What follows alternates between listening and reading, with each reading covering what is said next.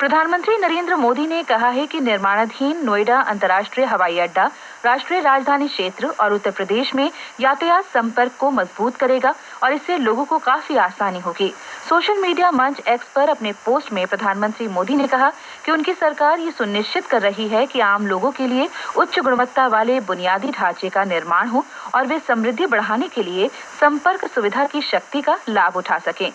वित्त मंत्री निर्मला सीतारामन ने कहा है कि सरकार की योजना अगले 3 वर्षों में बीमा सखी या बीमा अभिकर्ताओं की नियुक्ति करने की है। पानीपत में बीमा सखी योजना के शुभारंभ अवसर पर उन्होंने कहा कि इस वर्ष 25,000 बीमा सखियों की नियुक्ति की जाएगी। सर्वोच्च न्यायालय के न्यायाधीश और राष्ट्रीय विधिक सेवा प्राधिकरण के कार्यकारी अध्यक्ष न्यायमूर्ति बी.आर. गवई ने कहा है कि इस वर्ष 3 राष्ट्रीय लोक अदालतों के आयोजन से 7 करोड़ 70 लाख से अधिक मामलों का निपटारा हुआ है। राष्ट्रीय विधिक सेवा प्राधिकरण की ओर से संचालित इन लोक अदालतों में लंबित मामलों और कानूनी विवादों का समाधान किया गया। मानवाधिकार दिवस के उपलक्ष्य में एक साक्षात्कार में न्यायमूर्ति बी.आर. गवई ने कहा कि राष्ट्रीय विधिक सेवा प्राधिकरण वर्ष में 3 बार राष्ट्रीय लोक अदालत का आयोजन करता है, जिसमें कई वर्षों से न्यायालयों में लंबित मामलों का सौहार्दपूर्ण ढंग से निपटारा किया जाता है। न्यायमूर्ति बी.आर. गवई ने कहा कि राष्ट्रीय विधिक सेवा प्राधिकरण के मार्गदर्शन में अन्य विधिक सेवा प्राधिकरण जरूरतमंद लोगों को निःशुल्क कानूनी सहायता प्रदान करते हैं।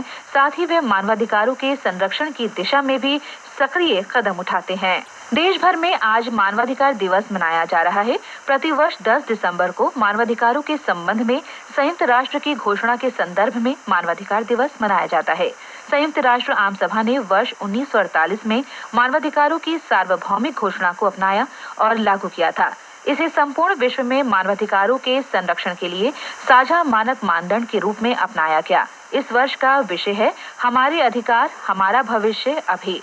राष्ट्रपति द्रौपदी मुर्मू आज नई दिल्ली में इस अवसर पर राष्ट्रीय मानवाधिकार आयोग की ओर से आयोजित कार्यक्रम को संबोधित करेंगी। राष्ट्रीय मानवाधिकार आयोग ने कहा है कि इस वर्ष मानवाधिकार दिवस के कार्यक्रम के बाद एक दिन का राष्ट्रीय सम्मेलन होगा, जिसका विषय है मानसिक सेहत, कक्षा से कार्यस्थल तक तनाव से निपटना। मानवाधिकार आयोग के गठन के बाद से अब तक मानवाधिकार के उल्लंघन के 23 लाख से अधिक मामले दर्ज किए गए हैं और पीड़ितों को लगभग 256 करोड़ रुपए की आर्थिक सहायता की सिफारिश की गई है। रक्षा मंत्री राजनाथ सिंह और रूस के रक्षा मंत्री आंद्रे बेलोसोव आज मॉस्को में सैन्य और सैन्य तकनीकी सहयोग पर भारत रूस अंतर्राज्यीय आयोग की 21वीं बैठक की अध्यक्षता करेंगे। दोनों नेता रक्षा के क्षेत्र में आपसी सैन्य और औद्योगिक सहयोग सहित बहुपक्षीय संबंधों के सभी पहलुओं की समीक्षा करेंगे। मॉस्को में रक्षा मंत्री द्वितीय विश्व युद्ध के दौरान वीरगति को प्राप्त हुए सोवियत सैनिकों के सम्मान में अज्ञात सैनिकों की समाधि पर श्रद्धांजलि अर्पित करेंगे।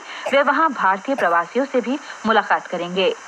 स्मार्ट इंडिया हैकाथॉन का 7वां संस्करण कल से शुरू होगा। केंद्रीय शिक्षा मंत्री धर्मेंद्र प्रधान वर्चुअल माध्यम से इस कार्यक्रम का उद्घाटन करेंगे। भारतीय प्रौद्योगिकी संस्थान जम्मू में भी कल से शुरू हो रहे हैकाथॉन के ग्रैंड फिनाले की मेजबानी करने जा रहा है। प्रधानमंत्री नरेंद्र मोदी कल वीडियो कॉन्फ्रेंस के माध्यम से हैकाथॉन 2024 के ग्रैंड फिनाले में युवा नवोन्मेषकों से बातचीत करेंगे। प्रधानमंत्री इस अवसर पर उपस्थित लोगों को संबोधित भी करेंगे। केंद्रीय शिक्षा मंत्रालय ने प्रधानमंत्री पोषण शक्ति निर्माण पीएम पोषण योजना के अंतर्गत खाद्य सामग्री के खर्च में 13.7% की वृद्धि की है। संशोधित दर इस महीने की 1 तारीख से लागू हो जाएगी।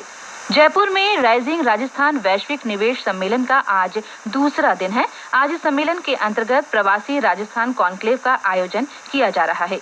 मध्य प्रदेश के मुख्यमंत्री मोहन यादव ने कहा है कि सरकार का 1 साल पूरा होने के उपलक्ष्य में 11 से 26 दिसंबर तक राज्य भर में जन कल्याण पर्व मनाया जाएगा। डॉक्टर मोहन यादव ने नई दिल्ली में संवाददाताओं को संबोधित करते हुए कहा कि इस अभियान के अंतर्गत युवाओं, महिलाओं, किसानों और गरीबों के विकास और कल्याण पर ध्यान केंद्रित किया जाएगा। ओमान के मस्कत में महिलाओं की जूनियर एशिया कप हॉकी प्रतियोगिता में भारत ने मलेशिया को 5-0 से हराकर अपना शानदार प्रदर्शन जारी रखा है। इस प्रतियोगिता में मलेशिया के विरुद्ध ये भारत की लगातार तीसरी जीत है। इससे पहले भारत ने बांग्लादेश को 13-1 से हराया था। अब भारत का मुकाबला कल चीन से होगा। ये मैच भारतीय समय अनुसार रात 8:30 बजे से खेला जाएगा। इस प्रतियोगिता की शीर्ष 5 टीमें हॉकी विश्व कप में अपनी जगह पक्की करेंगी। भारतीय बधिर क्रिकेट टीम ने द्विपक्षीय 1 दिवसीय बधिर क्रिकेट श्रृंखला में श्रीलंका के खिलाफ 5-0 से क्लीन स्वीप किया है। ये श्रृंखला 2 से 8 दिसंबर तक दिल्ली में खेली गई। श्रृंखला का अंतिम मैच भारत ने 13 रन से जीता। साई आकाश को मैन ऑफ द मैच चुना गया। श्रृंखला में सर्वाधिक 12 विकेट हासिल करने वाले श्रीलंका के एलन रोज कालेब को मैन ऑफ द सीरीज चुना गया। ओडिशा मास्टर्स 2024 बैडमिंटन टूर्नामेंट की आज कटक में शुरुआत होगी। ये टूर्नामेंट 15 दिसंबर तक चलेगा। पुरुष सिंगल्स के राउंड 64 में शाश्वत दलाल, चिराग सेन और वरुण कपूर चुनौती पेश करेंगे। नितिन एचवी और अनघा पाई की जोड़ी मिक्स्ड डबल्स के राउंड 32 में ध्रुव रावत और राधिका शर्मा के साथ मुकाबला करेगी। प्रो कबड्डी लीग में कल पुणे में दबंग दिल्ली और हरियाणा स्टीलर्स ने अपने मुकाबलों में जीत हासिल की। एक अन्य मैच में हरियाणा स्टीलर्स ने तेलुगु टाइटंस को हराया। मौसम विभाग ने पंजाब, हरियाणा, चंडीगढ़, पूर्वी उत्तर प्रदेश, बिहार और पश्चिम बंगाल में सुबह और रात के समय घना कोहरा छाए रहने का अनुमान व्यक्त किया है। हिमाचल प्रदेश, झारखंड, असम, मेघालय, नागालैंड, मणिपुर, मिजोरम और त्रिपुरा में भी ऐसी स्थिति बनी रहने की संभावना है। विभाग ने अगले 2 से 3 दिनों के दौरान उत्तर और उत्तर पश्चिमी भारत में शीतलहर का अनुमान व्यक्त किया है।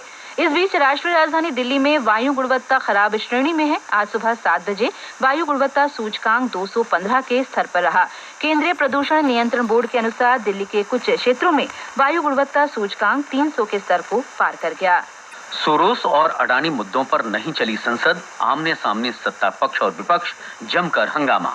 जनसत्ता सहित सभी अखबारों की सुर्खी है। हिंदुस्तान ने आरक्षण पर हाईकोर्ट के फैसले के खिलाफ सुप्रीम कोर्ट का कथन प्रकाशित किया है। पत्र लिखता है, पश्चिम बंगाल में ओबीसी दर्जा देने के मामले में सुनवाई करते हुए शीर्ष अदालत ने की टिप्पणी, धर्म के आधार पर आरक्षण नहीं दे सकते। Rising Rajasthan global investment summit में प्रधानमंत्री नरेंद्र मोदी का संबोधन भी कई अखबारों ने प्रकाशित किया है। अमर उजाला लिखता है, पीएम ने कहा, भारत ने सुधार, प्रदर्शन और परिवर्तन के मंत्र से हर क्षेत्र में किया विकास।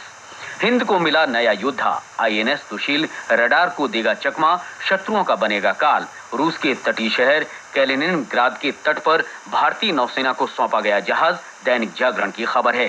शतरंज में 9 साल के आरित कपिल द्वारा 66 साल के ग्रैंड मास्टर को हराने की खबर आज सभी अखबारों की सुर्खी बनी है।